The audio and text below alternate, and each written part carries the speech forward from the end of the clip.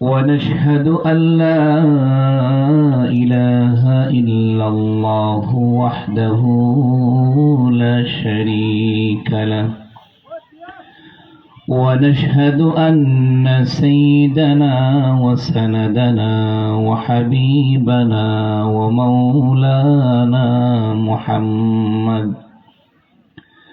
ومولانا محمدا عبده ورسوله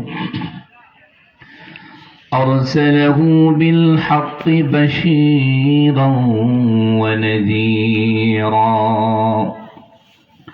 وداعيا إلى الله بإذنه وسراجا وقمرا منيرا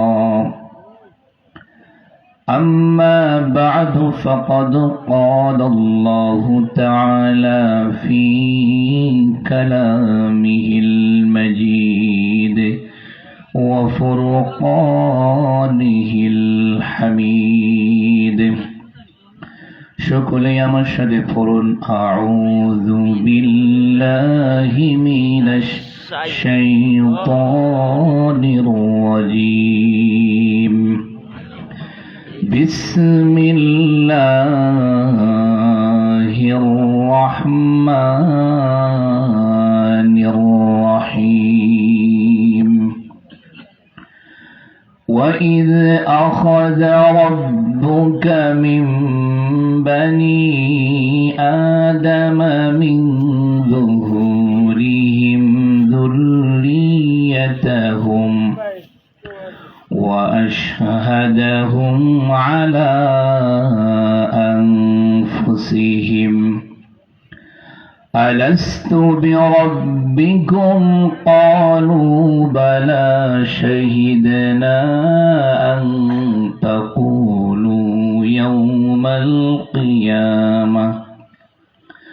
أن تقولوا يوم القيامة إنا كنا عن هذا غافلين وقال تعالى في شان حبيبه ومحبوبه ومعشوقه إن الله وملائكته يصلون على النبي يا أيها الذين آمنوا صلوا عليه وسلموا تسليما محبت الشاتي আমরা দুরূদ শরীফ পাঠ করি اللهم صل على محمد وعلى آل محمد كما صليت على إبراهيم وعلى آل إبراهيم إنك حميد مجيد اللهم بارك على محمد وعلى آل محمد كما باركت على إبراهيم وعلى آل إبراهيم إنك حميد مجيد بلغ العلا بكماله كشف الدجى بجماله حسنت جميع خصاله صلوا عليه وآله محبت ذكر قولي لا إله إلا الله لا إله إلا الله أرجوله لا إله إلا الله لا إله إلا الله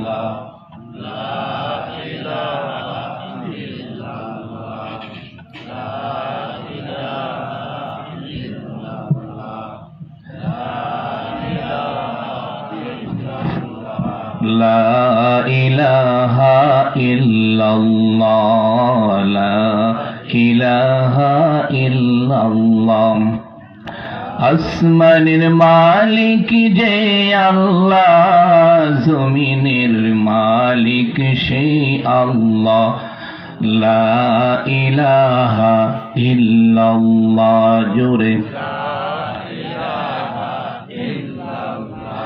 লা ইলাহা ইল্লাল্লাহ, লা ইলাহা ইল্লাল্লাহ, লা ইলাহা ইল্লাল্লাহ মুহাম্মাদুর রাসূলুল্লাহ সাল্লাল্লাহু আলাইহি ওয়াসাল্লাম। হযরত আবু বকর সিদ্দিক রাদিয়াল্লাহু তাআলা আনহু মাদ্রাসা আজকের এই ইসলামী সম্মেলন, এই সম্মেলনের সম্মানিত সভাপতি পীরে কামেল আল্লামা জিয়াউদ্দিন দামাত বারকাতুহুম মাদ্দাজিল্লু আলাইহি, বারাকাল্লাহু ফি হায়াতি, আল্লাহ ওনাকে হায়াত দান করুক। আমরা সকলে ওনার জন্য দোয়া করি। সহসভাপতি মাওলানা আব্দুর রশিদ দামাত বারকাতুহুম, বারাকাল্লাহু ফি হায়াতি, আল্লাহ ওনাকে হায়াতে তৈয়বা দান করুক। সকলে বলেন আমিন। উপস্থিত এই মাহফিলের সম্মানিত উলামায়ে কেরাম, মুরব্বিয়ানে কেরাম, আমার সামনে উপস্থিত দিন প্রিয়, ইসলাম প্রিয়, কোরআন প্রিয়, রাসূল প্রেমিক শ্রোতা মণ্ডলী, সকলকে জানাই আমার অন্তর থেকে মুবারকবাদ। এই মাহফিলের শুরুতেই সর্বপ্রথম শুকর আদায় করি যে মহান রব্বুল আলামিন আমাদেরকে এই গভীর রজনীতে কোরআন ও হাদিসের কথা বলার এবং শ্রবণ করার এই মাঠে বসে থাকার জন্য তৌফিক দিয়েছেন। এই মালিকের দরবারে খুশি হয়ে বলি আলহামদুলিল্লাহ। বিশ্বনবীর উপর দুরূদ ও সালাম, সাইয়্যিদুল মুরসালিন, খাতামুন নবিয়্যিন মুহাম্মাদুর রাসূলুল্লাহ, সকলে বলি সাল্লাল্লাহু আলাইহি ওয়াসাল্লাম। আমি আপনাদের সম্মুখে সূরাতুল আরাফ, এই সূরার 23 নং আয়াত তেলাওয়াত করেছি। পর্যায়ক্রমে কোরআন ও হাদিস থেকে আপনাদের সম্মুখে কিছুক্ষণ কথা বলবো। ওমা তৌফিকি ইল্লা বিল্লাহ। সর্বপ্রথম আমাকে এবং আপনাদেরকে আমল করার তৌফিক দান করুক। সকলে বলেন আমিন। আল্লাহ রাব্বুল আলামিন সূরাতুল আরাফের 23 নং আয়াতে কি বলেন? এই কথাগুলো যদি আমরা মানতে পারি, আমাদের জীবনে ও আখিরাতে কামিয়াব হয়ে যাব। সুবহানাল্লাহ। আরো জোরে বলেন সুবহানাল্লাহ। আল্লাহ রাব্বুল আলামিন বলেন, ওয়া ইয আখাযা রাব্বুকা মিন বানি আদামা মিন যুহুরিহিম যুররিয়াতাহুম ওয়া আশহাদাহুম। মহান রাব্বুল আলামিন বলেন, স্মরণ করো, আমি আল্লাহ রাব্বুল আলামিন তোমাদেরকে আদমের পৃষ্ঠ থেকে বাইর করেছি। আমরা সকলেই হলাম আদম আলাইহিস সালাতু ওয়াস সালামের সন্তান। জুড়ে বলেন কার সন্তান? আদম হলেন আমাদের আদি পিতা। সমস্ত মানুষ, যত মানুষ দুনিয়া থেকে চলে গেছে, যত মানুষ বর্তমানে জমিনে আছে, যত মানুষ কিয়ামত পর্যন্ত আসবে, সমস্ত মানুষ এই কার সন্তান? জোরে বলেন কার সন্তান? আল্লাহ নিজে বলেছেন, তোমাদেরকে আমি আদমের পৃষ্ঠ থেকে বাইর করেছি। আদম আলাইহিস সালাতু ওয়াস সালামকে আল্লাহ জান্নাতের ভিতরে রাখলেন, সমস্ত রূহ জগৎকে এইভাবে একত্রিত করলেন। একত্রিত করার পরে আদম নবীকে ডাকলেন। আল্লাহ বলেন, আদম, এই যে তোমার সন্তান, দুনিয়াতে তোমার সন্তান হিসাবে তারা জন্মগ্রহণ করবে। আদম আলাইহিস সালাতু ওয়াস সালাম দেখলেন ওনার সন্তানের মাধ্যমে কেউ সুন্দর, কেউ কালো, কেউ ধনী, কেউ গরিব, কেউ বাদশাহ, কেউ ফকির, কেউ বাস চালক, কেউ সিএনজি চালক, কেউ অটো চালক, কেউ রিক্সা চালক,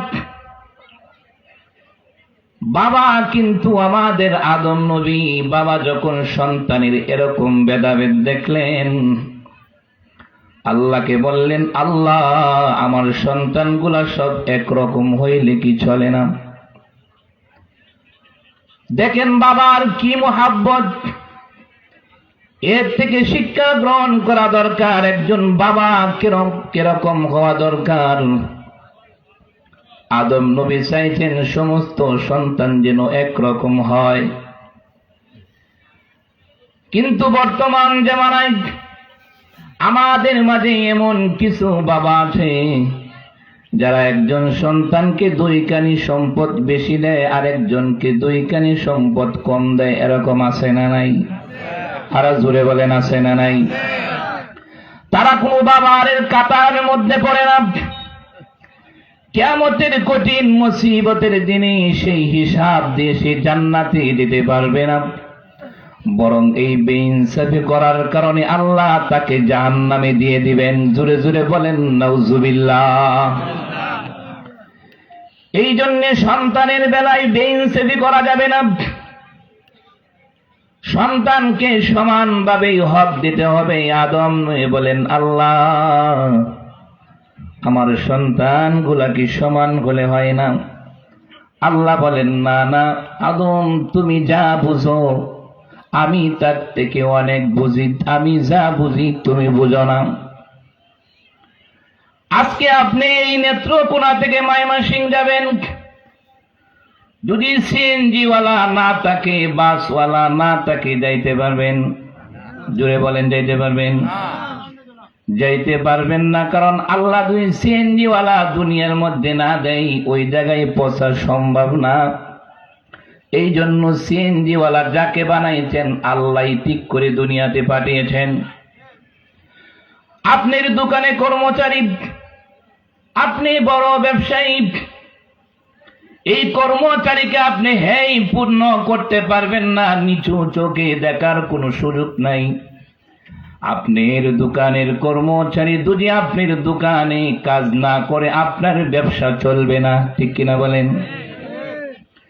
কর্মচারী ছাড়া মালিক চলবে না, মালিক ছাড়া কর্মচারী চলবে না। দুজনের দরকার। এই জন্য কোনো সময় কর্মচারীদেরকে হেই পূর্ণ করা যাবে না। যাবে নাকি? একজন রিস্কাওয়ালা, আল্লাহ ওনাকে মনোনীত করেছেন রিস্কার জন্য। বর্তমান জামানায় অনেক মানুষ আছে রিস্কাওয়ালাদেরকে হেই পূর্ণ করো, চোর মারে, তাপ্পর মারে, আছে না নাই? এটা করা নিষেধ, এটা করা যাবে না। কারণ ওই অটোওয়ালা রিস্কাওয়ালা ছাড়া আপনি নান্দাল এখান থেকে ওই জায়গায় যেতে পারবেন না, ওনার দরকার আছে, ঠিক কিনা বলেন? এই জন্য আল্লাহ বলেন, আমি বিভিন্ন শ্রেণী হিসাবে, গোত্র হিসাবে দুনিয়াতে আমি মানুষ পাঠিয়েছি। আদমের সন্তান হিসাবে আল্লাহ রাব্বুল আলামিন বলেন, আমি এই জান্নাতের ভিতরে সমস্ত রূহকে একত্রিত করে স্বীকারোক্তি নিয়েছেন। ক্বালু শাহিদনা, তিনি আমাদেরকে স্বীকারোক্তি নিয়েছেন। আল্লাহ আমাদেরকে কি স্বীকারোক্তি নিয়েছেন? আল্লাহ বলেন, আলাস্তু বিরাব্বিকুম, হে জগৎ, আমি কি তোমাদের প্রভু নই? সেই দিন আমিও ছিলাম, আপনারাও ছিলেন। ইহুদি খ্রিস্টানরাও ছিল, হিন্দুরাও ছিল, বৌদ্ধরাও ছিল, বারাক ওবামাও ছিল, বুশও ছিল, আবু জাহেল, উতবা, সাইবাও ছিল, সমস্ত শ্রেণীর মানুষ ছিল। সবাই এক বাক্যে বলেছিল, ক্বালু বালা, আপনি আমাদের প্রভু। মহান রব্বুল আলামিন বলেন, এই যে জান্নাতের ভিতরে আমাকে স্বীকার করা, আমি তোমাদের প্রভু, এই জিনিসটা যেন দুনিয়ার মাধ্যমে গিয়ে যেন বলে না যাও। আমি তোমাদের প্রভু, দুনিয়াতে যাওয়ার পরে আমাকে যেন বলে না যাও। আমি যুগে যুগে নবী পাঠাবো, পয়গম্বর পাঠাবো, কিতাব পাঠাবো, যেন তোমাদেরকে আমি আল্লাহর রাস্তাগুলা তোমাদেরকে স্মরণ করায়া দেয়, বাতায়া দেয়। এই জন্য আল্লাহ রাব্বুল আলামিন যুগে যুগে জমিনের মাধ্যমে নবী পাঠিয়েছেন, কোরআন পাঠিয়েছেন। আমাদের জন্য বিশ্ব নবী মুহাম্মদুর রাসূলুল্লাহ সাল্লাল্লাহু আলাইহি ওয়াসাল্লামকে নাজিল করেছেন। সুবহানাল্লাহ। শ্রেষ্ঠ কিতাব আল কোরআন আমাদেরকে দিয়েছেন। রাসূল করিম সাল্লাল্লাহু আলাইহি ওয়াসাল্লামের উপরে ওহী আসে, আমাদেরকে এই ওহীর মাধ্যমে দাওয়াত দিয়েছেন। পর্যায়ক্রমে দুনিয়ার মাধ্যমে আল্লাহ রাব্বুল আলামিন মানুষ পাঠানো শুরু করে দিয়েছেন। সর্বপ্রথম মানুষ মায়ের গর্ভে আসে, আলমে আরহাম। মায়ের গর্ভে যখন আসে, আল্লাহ রাব্বুল আলামিন মায়ের গর্ভে আমাদের জন্য খাবারের ব্যবস্থা করেছেন কি করে নাই? আর জুড়ে বলেন, করেছেন কি করে নাই? মায়ের গর্ভে আমাদের খাবারের ব্যবস্থা করেছেন। মার মাসিককে বন্ধ করে আমাদের খাবারের ব্যবস্থা করেছেন। দুনিয়ার মাধ্যমে এমন কিছু প্রাণী রয়েছে যে প্রাণীগুলার খাবারের কোনো টেনশন করা লাগে না। এই প্রাণীগুলার খাবারের ব্যবস্থা কে করেন? আরো জোরে বলেন, কে করেন? একটা প্রাণী আছে মাকড়সা। আল্লাহ বলেন, মাকড়সারে দুনিয়ার মাধ্যমে তোমার কোনো ঘর বাড়ির প্রয়োজন হবে না, বিল্ডিং এর প্রয়োজন হবে না। এই গ্রামের মাধ্যমে সবচেয়ে ধনী যে মানুষটা, এই মানুষের বিল্ডিং এর এক কোনায় যে একটা তুমি বাসা তৈরি করে ফেলবা, দেখবেন বিল্ডিং তৈরি করার আগেই কিন্তু মাকড়সায়া বাসা বাঁধে। ঠিক কিনা বলেন? মাকড়সায়া বাসা বাঁধে। মাকড়সাকে কি কোনোদিন দেখেছেন জমিনে নেমে খাবার খাইতে দেখেছেন নাকি? দূরে বলেন, দেখেছেন? দেখবেন মাকড়সা তার জায়গায় বসে বসে জিকির করে, লা ইলাহা ইল্লাল্লাহ, জোরে লা ইলাহা ইল্লাল্লাহ, লা ইলাহা ইল্লাল্লাহ। মাকড়সা এই বসে জিকির করতে থাকে। দেখবেন মাকড়সার বাসার মধ্যে অনেক পোকা মাকড় আটকে যায়, বের হতে পারে না। মাকড়সা এখানে বসে বসে পোকাগুলা খায়। আল্লাহ বলেন, মাকড়সারে তোমার জিকির বন্ধ করে খাবার খাও। সুবহানাল্লাহ বলেন। এই মাকড়সার খাবার আল্লাহ সেই জায়গায় পৌঁছায়। যত প্রাণী আপনার বাড়ির পাশের গাছের মধ্যে দেখবেন সকাল বেলায় পাখিগুলা কিচির মিচির করে। মুফাসসিরিনে কেরাম বলেন, বান্দারে এই পাখিগুলা কিচির মিচির করে না, এই পাখিগুলা সকালে উঠে আমি আল্লাহর শুকরিয়া আদায় করে আলহামদুলিল্লাহ। জোরে বলেন, আলহামদুলিল্লাহ। বলে এই পাখিগুলা কিচির মিচির করে না, আমি আল্লাহর জিকির করে।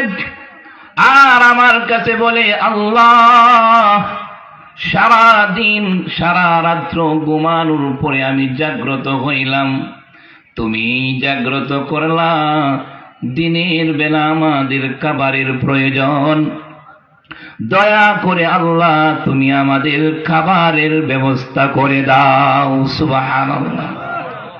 সারাদিন দেখবেন খাবার খায়, পেট ভর্তি খাবার খায়। সন্ধ্যার সময় আবার দেখবেন আপনার বাড়ির পাশে গাছের ডালের মধ্যে কিচির মিচির করে। করে কি করে না? আসলে কিচির মিচির নয়, সারাদিন খাবার খাওয়ার পরে আল্লাহর কাছে শুকর আদায় করে, আল্লাহ পেট ভরে খেয়ে আসলাম, আলহামদুলিল্লাহ। আপনার ঘরের মুরুগ দেখবেন ফজরের সময় বাদ দেয়। আসলে আপনার ঘরের মোরগ বাদ দেয় না, তিনি জাগ্রত হয়ে যায়, ফজরের সময় জাগ্রত হয়ে বাদ দেয়। বলেন সুবহান কুদ্দুসুন, আল্লাহর শুকরিয়া আদায় করে, আল্লাহর জিকির করে বাঘ আপনাকে সজাগ করার জন্য চেষ্টা করে, কিন্তু আপনি তো নাফরমান বান্দা, লেপ মুড়ি দিয়ে শীতের মধ্যে শুইলেন, ফজরের নামাজ পড়ার খবর আপনার নাই। এরকম লোক আছে না নাই? আর জোরে বলেন আছে না নাই? আপনার ঘরের মুরগ ফজরের সময় উঠে যায়, আপনি উঠেন না। এই জন্যে দুনিয়ার মাধ্যমে এমন কোন প্রাণী নাই যে তাদের খাবারের টেনশন করা লাগে। তারা আল্লাহর সকাল সন্ধ্যা আল্লাহর জিকির করে। একজন মানুষ যখন 5 ওয়াক্ত নামাজ আদায় করবে, আল্লাহ তার রিজিকের ব্যবস্থা কুদরতিভাবে করে দিবেন। সুবহানাল্লাহ। মায়ের গর্ভে আমাদের খাবারের ব্যবস্থা আল্লাহ করে দিলেন। মায়ের গর্ভে থেকে আমরা 10 মাস 10 দিন পরে দুনিয়াতে বাইর হই। আল্লাহ রাব্বুল আলামিন বলেন, ইয়াখরুজু মিন বুতুনি উম্মাহাতিকুম লা তা'লামুনা শাইআ। আল্লাহ রাব্বুল আলামিন বলেন, মায়ের গর্ভে থেকে সুম্মা সাবিলা ইয়াসরা, আমি আল্লাহ নিজ কুদরত হাতে মায়ের গর্ভে থেকে বাইর করি। কে বাইর করেন? আরো জোরে বলেন কে? আল্লাহ কুদরতে হাতে বাহির করেন। আল্লাহ যেহেতু বাহির করেন, তবে বর্তমান জামানায় 80% মহিলাদের সিজার লাগে কি লাগে না? আরো জোরে বলেন লাগে কি লাগে না? আল্লাহ বলেছেন আমি কুদরতি হাতে বাহির করি। আল্লাহ বাহির করলে তো সিজার লাগার কোনো প্রয়োজন হয় না, হয় কি? জোরে বলেন হয়। এরপরেও কেন সিজার লাগে? বর্তমান জামানায় আমাদের মা বোনদের বিশ্বাস বড় আল্লাহর প্রতি কমে গেছে। বাচ্চা গর্ভে আসার পরেই দেখবেন শুধু ডাক্তারের কাছে দৌড়ায়, ডাক্তারের কাছে দৌড়ায়। আছে কি আছে না? সন্তান ছেলে হবে নাকি মেয়ে হবে আগে দেখা দরকার, ঠিক কিনা বলেন? বলুন দেখি, সন্তান ছেলে দেওয়ার মালিক কে? মেয়ে দেওয়ার মালিক কে? সন্তান না দেওয়ার মালিক কে? সন্তান দেওয়ার মালিক কে? আল্লাহ যদি সমস্ত কিছুর মালিক হয়, ডাক্তারের কাছে কেন দৌড়ানো লাগবে? মুফাসসিরিনে কেরাম বলেন, যখন মা বোনদের বিশ্বাস আল্লাহর প্রতি কমে যায়, ওই মা বোনদের সিজার ছাড়া কোনো উপায় নাই। নাউজুবিল্লাহ। মা বোনদেরকে বলে যাই, সন্তান যখন গর্ভে আসবে 5 ওয়াক্ত নামাজ আদায় করেন, সর্বদাই জিকির করেন, আল্লাহকে ডাকেন। আল্লাহ নরমাল ভাবেই বাচ্চা হওয়ার তৌফিক দিয়ে দিবেন। সুবহানাল্লাহ। এই যে আল্লাহ রাব্বুল আলামিন দুনিয়ার মাধ্যমে আমাদেরকে আনলেন, আল্লাহ বলেন ইয়াখরুজু মিন বুতুনি উম্মাহাতিকুম লা তা'লামুনা শাইআ। মায়ের গর্ভে থেকে তোমাদেরকে আমি বাহির করলাম, লা তা'লামুনা শাইআ, তোমাদেরকে জ্ঞানহীন অবস্থায় বাহির করলাম। কি অবস্থায়? তোমাদের কোনো জ্ঞান ছিল না, তোমাদের কোনো হাঁটার শক্তি ছিল না, তোমাদের কোনো কথা বলার শক্তি ছিল না, তোমাদের ধরার শক্তি ছিল না, তোমাদের কোনো বোঝার শক্তি ছিল না, তোমাদের কোনো বিবেক বুদ্ধির শক্তি ছিল না। আমি আল্লাহ রাব্বুল আলামিন জ্ঞানহীন অবস্থায় দুনিয়াতে বাহির করেছি। আস্তে আস্তে তোমাকে আমি হাঁটার শক্তি দিলাম, আস্তে আস্তে তোমাকে আমি কথা বলার শক্তি দিলাম, আস্তে আস্তে আমি তোমাকে বিবেক বুদ্ধি দিতে লাগলাম। এইভাবে আস্তে আস্তে সুন্দর একটা দেহ বানায়া আমি আল্লাহ তোমাকে একটা বড় মানুষ রূপে তৈরি করলাম। এত সুন্দর করে তোমার বডি বানাইলাম, এত সুন্দর করে তোমাকে বিবেক বুদ্ধি দিয়ে আমি বানাইলাম।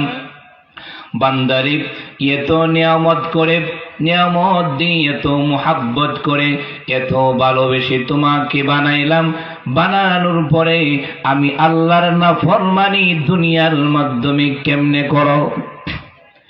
আল্লাহ রাব্বুল আলামিন বলেন, কাইফা তাকফুরুনা বিল্লাহি ওয়া কুনতুম আমওয়াতান ফাআহইয়াকুম। আল্লাহ বলেন, বান্দারি কেমনে তুমি আমি আল্লাহর নাফরমানি করো? তুমি তো ছিলে মৃত, তোমার কোনো অস্তিত্ব ছিল না। এই দুনিয়ার মাধ্যমে তোমার নাম কেউ জানতো না, এই দুনিয়ার মাধ্যমে তোমার বাবাকে কেউ জানতো না, এই দুনিয়ার মাধ্যমে তোমার চেহারাটা কেউ চিনতো না, এই দুনিয়ার মাধ্যমে তোমার কোন গ্রামে বাড়ি সেটাও কেউ জানতো না। আমি আল্লাহ রাব্বুল আলামিন তোমাদেরকে আমি এই দুনিয়ার মধ্যে অস্তিত্ব দিলাম, তোমাদের পরিচিতি আমি আল্লাহ লাভ করলাম। এরপরে তুমি বান্দা, এত নিয়ামত দেওয়ার পরেও বান্দারে তুমি আল্লাহর নাফরমানি কেমনে করো? আমরা নাফরমানি করি কি করি না? জোরে বলেন, করি কি করি না? আল্লাহ রাব্বুল আলামিন যে বিধানগুলা আমাদেরকে দিয়েছেন, যে বিধানগুলা নিষেধ করেছেন এবং যে বিধানগুলা দিয়েছেন, এই বিধানগুলা মানা এবং যেগুলা নিষেধ করেছেন এইগুলা থেকে বিরত থাকাটার নামেই হলো আল্লাহর অনুসরণ করা। কি করা? আর এই বিধানগুলা না মানার নামেই হলো নাফরমানি করা। আল্লাহ রাব্বুল আলামিন আপনি আমার উপরে 5 ওয়াক্ত নামাজ ফরজ করেছেন কি করে নাই? আল্লাহ রাব্বুল আলামিন বলেন, ওয়া আকিমুস সালাতা ওয়া আতুজ যাকাতা ওয়ারকাউ মা'আর রাকিঈন। আল্লাহ রাব্বুল আলামিন বলেন, বান্দা তুমি নামাজ আদায় করো, ওয়ারকাউ মা'আর রাকিঈন, রুকুকারীদের সাথে। কাদের সাথে? রুকু করো রুকুকারীদের সাথে। ওয়ারকাউ, নামাজের মাধ্যমে একটা জায়গা আছে, যেই জায়গাটাকে বলা হয় রুকু। কি বলা হয়? নামাজে রুকু দেন কি দেন না? জোরে বলেন। যারা না পড়ে এরা বলতে পারবো না, যারা না পড়ে এরা কিন্তু এটা বলতে পারবে না। বলেন দেখি, নামাজে রুকু দেন কি দেন না? আল্লাহ বলেন, ওয়ারকাউ মা'আর রাকিঈন, রুকু করো রুকুকারীদের সাথে।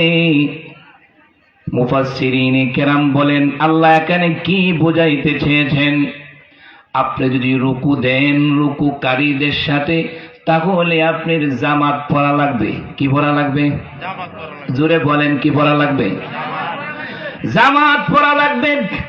বাড়িতে একা একা নামাজ আদায় করলেন, মসজিদে আসলেন না, আপনি কিন্তু রুকুকারীদের সাথে রুকু দিতে পারলেন না। কিন্তু আল্লাহ এখানে বলেছেন, ওয়ারকাউ মা'আর রাকিঈন, রুকু করো রুকুকারীদের সাথে, অর্থাৎ জামাতের সাথে নামাজ আদায় করো। সুবহানাল্লাহ। আরো জোরে বলেন সুবহানাল্লাহ। জামাতের সাথে নামাজ পড়বো তো ইনশাআল্লাহ। তাহলে আল্লাহর বিধান নামাজ আদায় করা। যারা আমরা নামাজ আদায় করি না, তারা আল্লাহর বিধানগুলো আমি মানলাম না। যাকাত আদায় করা, যাকাত যাদের উপর ফরজ হয়েছে, যারা যাকাত আদায় করি না, আল্লাহর বিধান মানলাম না। আল্লাহর আরো বিধান রয়েছে, রাসূলের অনেক সুন্নত রয়েছে, এইগুলা মানার নামেই হলো আল্লাহর অনুসরণ করা, আর এইগুলা না মানার নামেই হলো আল্লাহর সাথে নাফরমানি করা। আল্লাহ বলেন, আফাহাসিবতুম আন্নামা খালাকনাকুম আবাসাও ওয়া আন্নাকুম ইলাইনা লা তুরজাউন। আল্লাহ বলেন, বান্দারে তোমাকে আমি এত সুন্দর করে বানাইলাম, এত সুন্দর বডি তোমাকে দিলাম, এত সুন্দর নাক কান তোমাকে দিলাম, আমি 60 বছর 100 বছর হায়াত দিয়ে দুনিয়ার মধ্যে পাঠাইলাম। মনে করো না এই দুনিয়ায় তোমার শেষ কোনো হিসাব দেওয়া লাগবে না, এমনটা কখনোই মনে করো না। তুম্মা ইলাইনা তুরজাউন, অবশ্যই আমি আল্লাহর কাছে তোমার দাঁড়াতে হবে। বলুন দেখি, আল্লাহর কাছে যাওয়া লাগবে কি লাগবে না? অবশ্যই আল্লাহর কাছে যাওয়া লাগবে। এই জীবনের কর্মের ফলের হিসাব আল্লাহর কাছে দেওয়া লাগবে। এই কিয়ামতের কঠিন মুসিবতের দিনে আপনি আমার আমলনামার হিসাব আল্লাহর কাছে দেওয়া লাগবে। আল্লাহ রাব্বুল আলামিন বলেন, ওয়ানুখরিজু লাহু ইয়াওমাল কিয়ামাতি আমা ওয়ানুখরিজু লাহু ইয়াওমাল কিয়ামাতি কিতাবান ইয়ালকাহু মানশুরা। কিয়ামতের কঠিন মুসিবতের দিনে আপনি আমার গর্দানের ভিতরে একটা মেমোরি কার্ড রয়েছে, আছে না নাই? কিয়ামতের দিবসে আমাদের 4 প্রকার সাক্ষী হবে। কয় প্রকার? এই 4 প্রকার সাক্ষী বলে আমার বয়ান ইনশাআল্লাহ শেষ করে দিব। সবাই ধৈর্য ধরে শুনবেন তো ইনশাআল্লাহ? যদি আমরা ধৈর্য ধরে শুনি তাহলে আমাদের আমল করা এবং গুনাহ থেকে বেঁচে থাকা সহজ হবে। তাহলে আল্লাহ রাব্বুল আলামিন বলেন 4 প্রকার সাক্ষী কিয়ামতের দিনে আমাদের হবে। এই 4 প্রকার সাক্ষী যদি আমরা নেককার হই তাহলে আমাদের পক্ষে সাক্ষী দেবে, আর যদি আমরা বদকার হই তাহলে আমাদের বিরুদ্ধে সাক্ষী দেবে। এই আলোচনা শুনে আপনারা বুঝতে পারবেন আপনারা বদকার না নেককার। 1 নাম্বার, আল্লাহ রাব্বুল আলামিন বলেন, ইয়াউমা ইযিন তুহাদ্দিসু আখবারাহা। কিয়ামতের কঠিন মুসিবতের দিনে 1 নাম্বার যে আমাদের পক্ষে এবং বিরুদ্ধে সাক্ষী দিবে সেটা হলো জমিন। কি বললাম? জোরে বলেন, কি বললাম? জমিন আপনি আমার বিরুদ্ধে সাক্ষী দিবে, আপনি আমার পক্ষে সাক্ষী দিবে। এই যে আজকে যে জমিনের মাধ্যমে বসলেন, আপনারা মনে করতেছেন এটা সাধারণ কোন জমিন। না না না, এটা বর্তমানে আমরা এখানে বসার কারণে, কোরআন হাদিসের কথা বলার কারণে এটা জান্নাতের বাগানে পরিণত হয়ে গেছে। সুবহানাল্লাহ। এই জমিন কিয়ামতের দিনে আল্লাহর কাছে সাক্ষী দেবে, আল্লাহ তোমার এই বান্দারা আমি জমিনের উপরে বসে কোরআনের কথাগুলা বলছিল এবং তারা শুনছিল। শোনার পরে জোরে জোরে আলহামদুলিল্লাহ, সুবহানাল্লাহ, আল্লাহু আকবার তারা বলছিল। আজকে জমিন আমি আল্লাহ তোমার কাছে সাক্ষী দেই, তোমার এই বান্দাদের জীবনের সমস্ত গুনাহগুলা মাফ করে দাও। সুবহানাল্লাহ। শুধু তাই নয়, আমি জমিন বলি, আল্লাহ তোমার এই বান্দাদেরকে তুমি জান্নাতে প্রবেশ করায় দাও। সুবহানাল্লাহ। আজকে জমিনের মাধ্যমে আপনি কৃষি ক্ষেতের মধ্যে কাজ করতেছেন,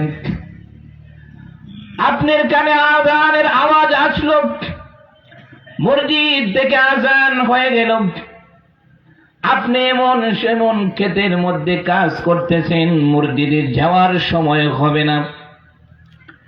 আপনি আযান শোনার সাথে সাথে কেটে রাইলের মাধ্যমে জায়নামাজ বিছাইয়া দিলেন কিংবা ভালো গামছা বিছাইয়া দিলেন, বিছাইয়া দিয়ে আপনি নামাজ আদায় করলেন। যেই জায়গায় আপনি নামাজ আদায় করলেন সেই জায়গাটা কিয়ামতের দিনে আপনার পক্ষে সাক্ষী দিয়ে আপনাকে জান্নাতে নিয়ে যাবেন। সুবহানাল্লাহ। এটার বিপরীত হল এমন এক জমিনের মাধ্যমে গেলেন, যে জমিনের মাধ্যমে আপনি গুনাহ করার উদ্দেশ্য গেলেন, যেই জমিনের মাধ্যমে দাঁড়ায়া বসে আপনি গুনাহ করলেন, রাস্তার পাশে একটা সিনেমা হল কিংবা শাস্ত্রের মধ্যে সিনেমা চলতেছে, অশ্লীল ছবি চলতেছে, আপনি দাঁড়ায়া দেখলেন কিংবা বসে দেখলেন, যে জমিনের উপরে বসে আপনি গুনাহটা করলেন, ওই জমিন কিয়ামতের দিন আপনার বিরুদ্ধে সাক্ষী দিয়ে দিবে। জোরে জোরে বলেন নাউজুবিল্লাহ। দুনিয়ার কোনো মানুষ দেখে নাই, কিন্তু জমিন সেই দিন সাক্ষী হয়ে আপনার বিরুদ্ধে সাক্ষী হয়ে দেবে। এই জমিনেই আপনার জন্য জাহান্নামে যাওয়ার যথেষ্ট হয়ে যাবে। জোরে জোরে বলেন নাউজুবিল্লাহ। তাহলে এক নাম্বার সাক্ষী হবে কিয়ামতের কঠিন মুসিবতের দিনে কে? আরো জোরে বলেন কে? এই জন্য জমিনের উপরে গুনাহ করার আগে সর্বপ্রথম ভাববেন যে জমিন তো আমার বিরুদ্ধে সাক্ষী দেবে। ভাববেন কিনা? জোরে বলেন ভাববেন নি? আল্লাহ সকলকে বাবার তৌফিক দান করুক। দুই নাম্বার, মহান রব্বুল আলামিন সূরাতুল ইনফিতরের মধ্যে বলেন, ওয়া ইন্না আলাইকুম লাহাফিযিনা কিরামান কাতিবিনা ইয়ালামুনা মা তাফআলুন। দুই নাম্বার হলেন কিরামান কাতিবিন। প্রত্যেকটা মানুষের গর্দানের মাধ্যমে দুইজন ফেরেশতা আছে না নাই? কোরআনের ভাষায় যাদেরকে বলা হয় কিরামান কাতিবিন। এই কিরামান কাতিবিন যদি আপনি সৌদি আরব যান, আপনার সাথে থাকবে কি থাকবে না? ইন্ডিয়ায় গেলে থাকবে কি থাকবে না? জুড়ে বলেন থাকবে কি থাকবে না? আমেরিকায় গেলে থাকবে কি থাকবে না? যদি আপনি 70 হাত মাটির নিচে যান, সেখানে থাকবে কি থাকবে না? দুনিয়ার মাধ্যমে এমন এক জায়গায় গেলেন, যে জায়গায় কোনো মানুষ নাই, কোনো পাখি নাই, কোনো প্রাণী নাই, সেই জায়গায়ও আপনার সাথে থাকবে কি থাকবে না? আল্লাহ রাব্বুল আলামিন বলেন, দুনিয়ার মাধ্যমে তুমি যেটাই যাও না কেন, আমি এই যে দুইজন লেখক তোমার গর্দানের মাধ্যমে ফিট করে দিলাম। তোমার নেক আমল গুলাও তারা লিখতেছে, বদ আমল গুলাও তারা লিখতেছে। কিয়ামতের কঠিন মুসিবতের দিনে আমি আল্লাহ রাব্বুল আলামিন তোমার গর্দান থেকে ওয়ানুখরিজু লাহু ইয়াউমাল কিয়ামাতি কিতাবান ইয়ালকাহু মানশুরা। আমি আল্লাহ রাব্বুল আলামিন তোমাদের গর্দান থেকে আমি সেটা বই আকারে বাহির করব, কিতাব আকারে বাহির করব।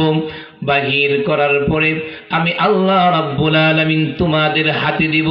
হাতে দিয়ে বলবো, ইকরা কিতাবাকা কাফা বিনাফসিকাল ইয়াউমা আলাইকা হাসিবা।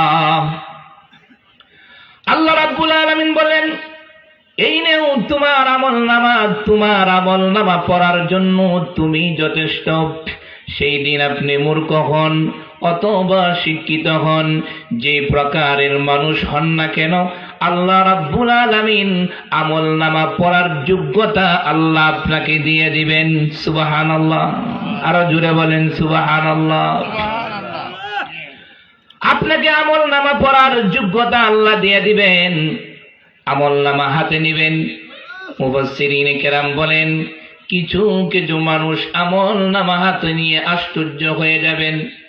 আশ্চর্য হয়ে বলবেন, মালি হাযাল কিতাব লা ইউগাদিরু সগীরাতাও ওয়ালা কাবীরাতান ইল্লা আহসাহা। একই আশ্চর্য কিতাব, যে কিতাবের মাধ্যমে যেটাকে আমি কোনো গুনাহ মনে করি নাই, সামান্য থেকে সামান্য পরিমাণ গুনাহ সেটাও সেখানে লেখা। যে নেক আমলের ব্যাপারে আমি কোনো নেকই মনে করি নাই, সেটাও সেখানে লেখা। আল্লাহ রাব্বুল আলামিন বলেন, এই লা তুজলামুনা শাইআ, কিয়ামতের দিন কোন মানুষের উপরে আমি আল্লাহ জুলুম করব না। কিয়ামতের দিন কোনো বান্দার উপরে আমি বেইনসাফি করব না। সমাজের মাধ্যমে যখন বিচারের কার্য হয়, বাংলার জমিনের যে আদালতগুলো আছে, বিচারের পোস্টগুলো আছে, সেখানে বেইনসাফি হয় কি হয় না? জোরে বলেন, আরো জোরে বলেন, হয় কি হয় না? গ্রামের মাধ্যমে যে বিচারগুলা হয়, সেই জায়গাও বেইনসাফি হয়। যে দোষ করেছে সে প্রতাপশালী ধনী মানুষ, খুব ক্ষমতাবান, সে অপরাধ করে কিন্তু দুর্বলের উপরে চাপায়া দেয়। এরকম আছে না নাই? এরকম জুলুমকারী আছে না নাই? আল্লাহর কাছে জবাব দিতে হবে কি হবে না? প্রত্যেকটার হিসাব দিতে হবে। এই জন্য আল্লাহ বলেন কিয়ামতের দিন লা তুজলামুনা শাইআ, আমি আল্লাহ কোনো বান্দার উপরে জুলুম করব না। সামান্য থেকে সামান্য নেক আমলও হাজির করব, সামান্য থেকে গুনাহকেও আমি আল্লাহ হাজির করব। বান্দা কিতাব দেখে বলবেন মালি হাযাল কিতাব লা ইউগাদিরু সগীরাতান ওয়ালা কাবীরাতান ইল্লা আহসাহা। আল্লাহ কি আশ্চর্য কিতাব, সমস্ত কিছুই এখানে লেখা, একটা গুনাহ বাদ নাই, একটা নেক আমলও বাদ নাই। কিছু মানুষ এই তাদের আমল নামা পেয়ে আনন্দ পাবে, আবার কিছু মানুষ আমল নামা পেয়ে রাগ হবে, গুসা হবে, মনটা দুর্বল হয়ে যাবে, তাদের মাথাটা নিচু হয়ে যাবে। যারা জাহান্নামী তাদের মাথা নিচু হয়ে যাবে, যারা জান্নাতি তাদের মাথা উঁচু হয়ে যাবে, আনন্দে আত্মহারা হয়ে যাবে। এই হলো আল্লাহ রাব্বুল আলামিন বলেন কিয়ামতের দিনে 2 নাম্বার সাক্ষী হবেন, তারা হলো কিরামান কাতিবিন। এটা হলো আমাদের এই 2 কাঁধে ফেরেশতা। কি বললাম? তাহলে 1 নাম্বার সাক্ষী হবে জমিন, 2 নাম্বার সাক্ষী হবে আমাদের 2 কাঁধের 2 ফেরেশতা। 3 নাম্বার আল্লাহ রাব্বুল আলামিন বলেন ওয়ালাউ নাশাউ লাতামাসনা আলা আ'য়ুনিহিম ফাস্তাবাকুস সিরাতা ফাআন্না ইউবসিরুন। আল্লাহ রাব্বুল আলামিন বলেন বান্দারে, তোমাকে আমি এত সুন্দর করে বানাইলাম, এই যে তোমাকে আমি চক্ষু দিলাম, এই চক্ষু যদি আমি তোমার পিছন দিয়ে তোমার লাগাইয়া দিতাম, আল্লাহ ইচ্ছা করলে পারলেন কি পারতেন না? জোরে বলেন, পারতেন কি পারতেন না? আল্লাহ বলেন আমি তোমাকে সুন্দর করে বানিয়েছি। হাত্তা ইযা জাউহা ওয়া ফুতিহাত আবওয়াবুস সামা حتى إذا ما جاءوها شهد عليهم سمعهم وأبصارهم وجلودهم بما كانوا يعملون। আল্লাহ রাব্বুল আলামিন বলেন বান্দারে, তোমার চক্ষুগুলো আমি সামনে না দিয়ে পিছনে দিয়ে দিতে পারতাম, তোমাকে আমি সুন্দর করে বানাইলাম, এত সুন্দর করে বানাইলাম। কিয়ামতের কঠিন মুসিবতের দিনে কিছু বান্দাকে আল্লাহ বলবেন বান্দারে, তুমি তো দুনিয়ার মাধ্যমে এই অপরাধটা করেছো, অমুক অপরাধটা করেছো, অমুক অপরাধটা করেছো। কিছু বান্দা বলবে আল্লাহ আমি তো এই অপরাধগুলা করি নাই। যখন বান্দা বলবে এই অপরাধগুলা করে নাই, আল্লাহ বলেন আল-ইয়াউমা নাখতিমু আলা আফওয়াহিহিম ওয়া তুকাল্লিমুনা আইদিহিম ওয়া তাশহাদু আরজুলুহুম বিমা কানু ইয়াফসুকুন। বান্দা যখন বলবে আল্লাহ আমি এই গুনাহগুলা করি নাই, তখন বান্দার মুখের মাধ্যমে আল্লাহ ফেরাক মাইরা দিব। কি মাইরা দিব? আল্লাহ বলেন আল-ইয়াউমা নাখতিমু, আমি ফেরাক মারে দিব, মোহর মেরে দিব। বান্দার মুখে যখন আল্লাহ মোহর মেরে দিবেন, মুখ দিয়ে বান্দা কথা বলতে পারবে না, মুখ বন্ধ হয়ে যাবে। আল্লাহ বলেন হাত্তা ইযা জাউহা শাহিদা আলাইহিম সামউহুম ওয়া আবসারুহুম ওয়া জুলুদুহুম বিমা কানু ইয়ামালুন। তখন বান্দার চক্ষু কথা বলতে শুরু করবে, বান্দার হাত কথা বলতে শুরু করবে, বান্দার কলব কথা বলতে শুরু করবে, বান্দার পা গোলা কথা বলতে শুরু করবে। হাত বলবে, বা আল্লাহ, দুনিয়ার মাধ্যমে আমি এই হাতের দ্বারাই তোমার বান্দা দান করেছে, আমি এই হাতের দ্বারাই তোমার বান্দা উযু করেছে, আমি এই হাতের দ্বারাই তোমার ওলিদের সাথে হাত মিলিয়েছে, তোমার এই হাতের দ্বারাই তোমার বান্দা দুনিয়ার মাধ্যমে ভালো ভালো কাজ করেছে। আজকে এই কিয়ামতের কঠিন মুসিবতের দিনে আল্লাহ, আমি হাত সাক্ষী দিলাম, তোমার এই বান্দাকে জান্নাতে দিয়ে দাও। সুবহানাল্লাহ।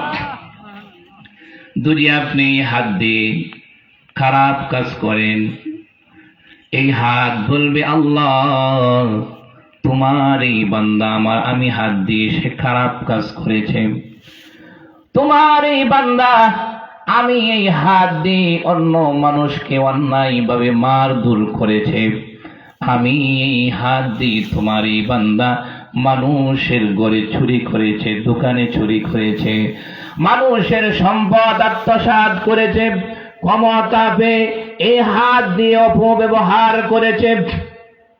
আল্লাহ, আমি আজকে এই কঠিন মুসিবতের দিনে তোমাকে আমি জানাই, তোমার এই বান্দার বিরুদ্ধে সাক্ষী দিলাম। কিয়ামতের দিন এই হাত বলবে, বান্দা, আল্লাহ, তোমার এই বান্দাকে জাহান্নামে নিক্ষেপ করো। জোরে জোরে বলেন নাউজুবিল্লাহ।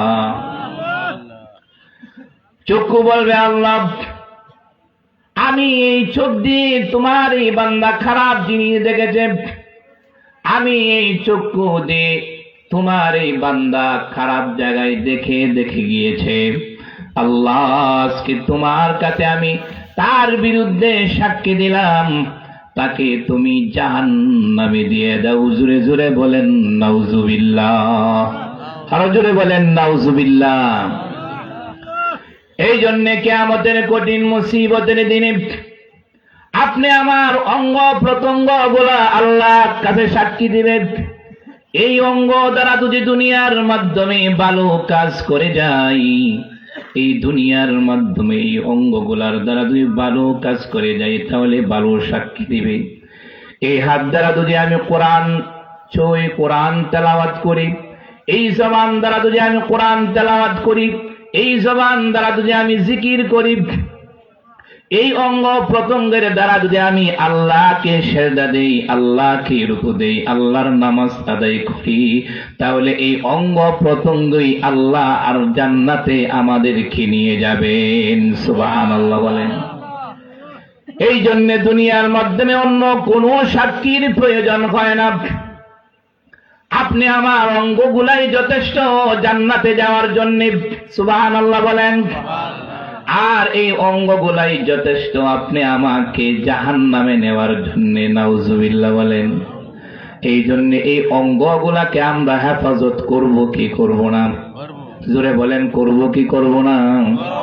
হেফাজত করার জন্য একটা জিনিস প্রয়োজন, এটা বলে আমার বয়ান শেষ।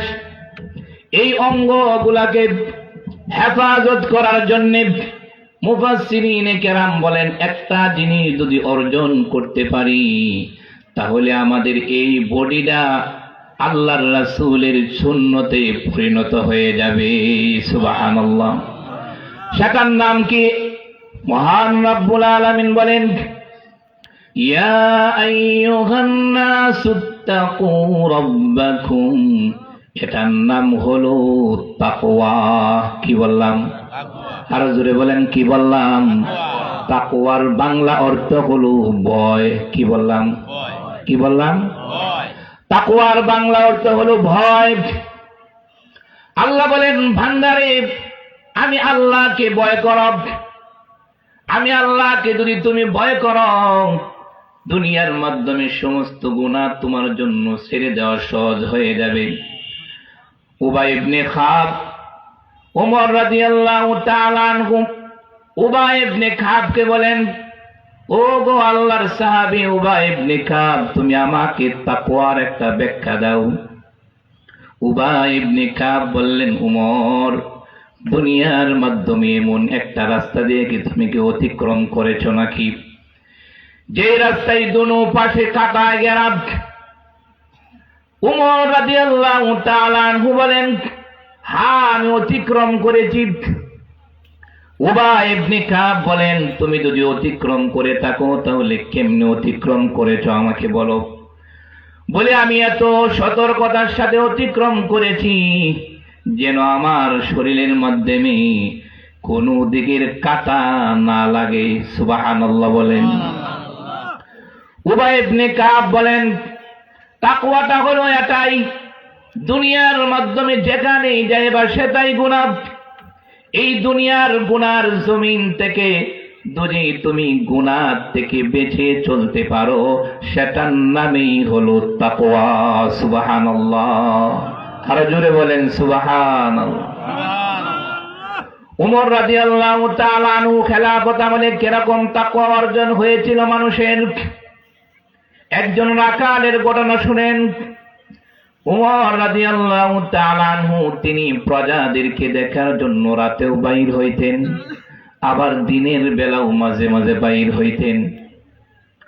একদিন দিনের বেলা বাইর হইলেন, বাইর হয়ে ঘুরতে ঘুরতে একটা বিশাল মাঠে গেলেন। মাঠে যাওয়ার পরে দেখলেন একজন রাখাল বকরি চড়াইছে। কি চড়ায়? জোরে বলেন, কি চড়ায়? বকরি চড়ায়। উমর রাদিয়াল্লাহু তাআলা আনহু বলেন, আমার রাখালের তাকওয়া পরীক্ষা করা প্রয়োজন, দেখি আমার রাখালের তাকওয়া কেমন হয়েছে। রাখাল কিন্তু উমরকে চিনে না।